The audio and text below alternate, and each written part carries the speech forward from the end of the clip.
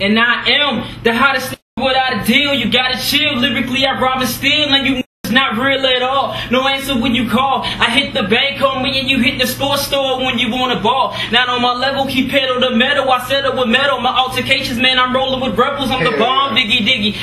You with the realest, pick up the mic. You best believe you're fucking with the illest, cause I break down my opposition. I crush my competition. I make it high in the kitchen. You don't got no pot to piss in. They tell you not to listen to DKJ verses. I call them haters and I make sure they end up in hearses. So if you come against a Killer J, know I'll let the lead spray each and every day, motherfucker. So my advice to you is stay up out my way, because I'll hit you each and every way.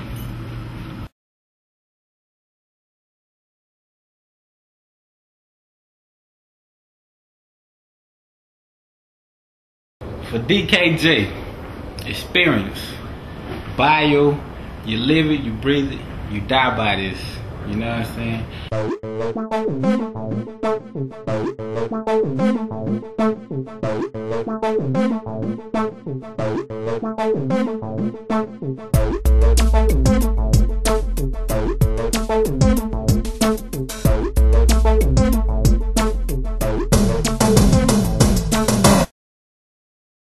Well, in case you ain't know, the name's DKJ, aka Dkj, but I use DKJ for short. Been in the A-Town for a couple years now, but originally from Louisville, Kentucky. But down here doing my thing in the A-Town, trying to get the whole music thing popping off and whatnot. You know, the name DKJ, or the name Dkj I should say, it came from when I was 16. When I started rapping when I was 16, I rapped over instrumental. And one of the guys I was rapping with had just said that I had killed the beat. He was just talking, he was just like, yo, you killed the beat, man, that was hot, you know. Then after that, at that time I didn't have a name, so I just took Killer, since he said I killed the beat. I just took Killer and then put it with the first letter of my first name. And that's how I came up with Dkj, you know. So it ain't really no big story behind it, you know what I'm saying, but that's who I be. I started out listening to rap a lot. Eventually it got to the point where obviously you're going to learn people's words, you're going to learn the lyrics. Then eventually it got to the point where I started, as the song was going, instead of saying what they were saying, I would make up my own stuff. Like I would change a line here and I change a line there to basically make it more my song. Well, not really more my song, but I just did it just to add a little flavor to it. You know, just like little freestyles, I guess you can call it that.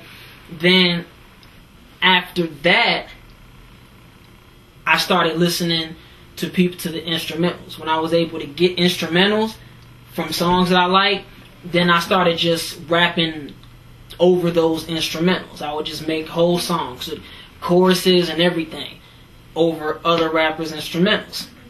Then it got to the point where I was coming across people who were making their own beats.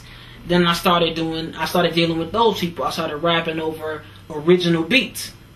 Now I'm to the point where I'm making my own beats. I'm in that transition where I'm going from being the artist on other producers' beats to being my own producer. You know what I'm saying? Now I'm still gonna be dealing with other people who make beats too, but I'm making a transition to the point where 90% of the time I'm dealing with my own beats. Well, being from Louisville, Kentucky, then it ain't really no particular rap region.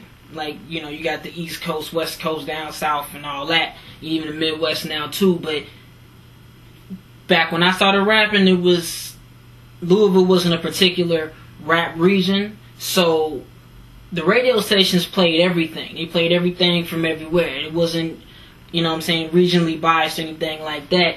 So growing up, I listened to a lot of rap from different areas. So I'd probably say I was influenced by a lot of different artists. You know, I was, of course, influenced. Growing up in the 90s, I was influenced by people like Nas, Biggie, Jay-Z.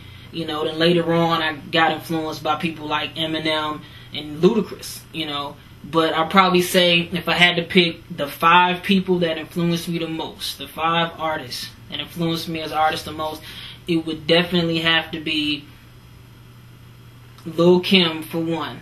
As just as a female, she was just the dopest thing I had heard. After that, it would be the Dog Pound. You know, because I was really into that West Coast stuff. So the Dog Pound. Then Snoop would be definitely one of my top 5. Bone Thugs and Harmony too. I guess because they were from Cleveland and they were the closest thing to Louisville. So, you know, I kind of got into them a lot. But I have to say that the number one artist that influenced me the most would definitely have to be Tupac. Just, to me, Tupac was the epitome of rap. To me, he was the hottest thing going. You know what I'm saying? Pac is just the man. You listen to his early stuff all the way to his last stuff, and just how he got better over time is just amazing.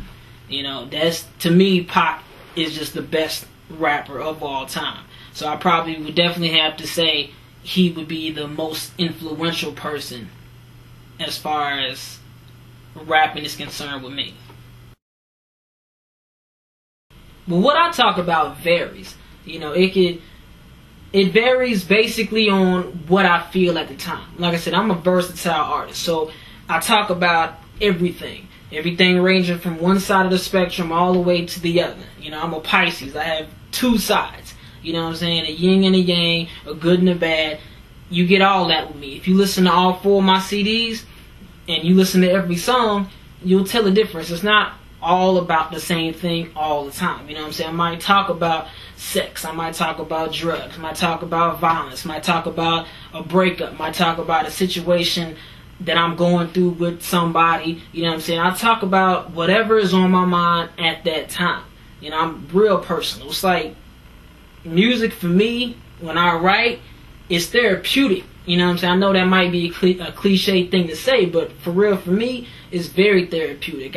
Me writing down what's on my mind, gets all that out, I feel a whole lot better. You know what I'm saying? Why pay some psychiatrist $200 an hour to listen to your problems, but you could just write it down, put it to a beat. Not only did you get it all out, but you got a hot song on top of that.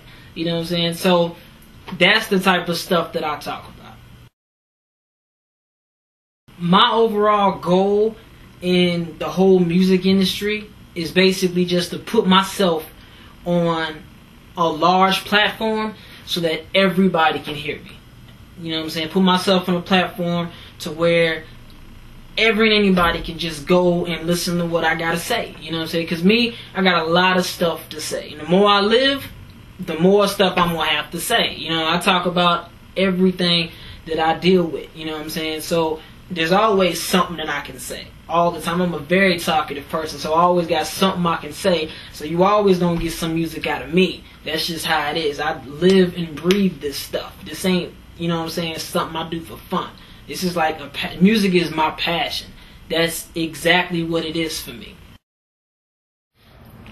As I stand here with the mic, be prepared to get schooled. No intent to show remorse when I go to rip fool, skip school, hit the studio. That's how I used to do. Me ripping tracks shouldn't be nothing new to you. Getting signed is the #1 attention, doing my own thing. Ain't nobody I'm impressing. Listen to Pop and wrote with the same amount of effort. So God willing, I'ma sell the same amount of records when I drop. It's the hottest thing on the block. Trying to sign with Bad Boys, So, Star Trek, or The Rock. It don't matter, either one to get me in the game. Let my foot in the door, point me towards the fame, I take it from there. Put the label on my back, put me in the booth with the mic, hit record, ain't no holding back. Hold the track, it'll be worth more when I'm dead. So cherish every word I say, you know the deal.